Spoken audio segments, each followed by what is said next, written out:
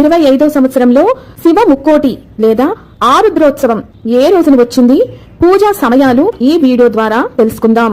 పురాణాల ప్రకారం మనకి ముక్కోటి ఏకాదశి రోజున ఆ ముక్కోటి దేవతల యొక్క సంపూర్ణ అనుగ్రహం ఎలా అయితే కలుగుతుందో, ఈ శివ ముక్కోటి రోజున కూడా శివునికి అభిషేకం చేసిన ఒక్క స్తోత్రాన్నైనా మనం భక్తి శ్రద్ధలతో చదివినా, శివ పురాణంలో ఏదైనా అధ్యాయం పారాయణం చేసినా, శివ దర్శనం చేసుకున్నా, ఇలా ఏది చేసినా మనకి ముక్కోటి ఏకాదశి అంత సమానమైన ఫలితం తప్పనిసరిగా కలుగుతుందట.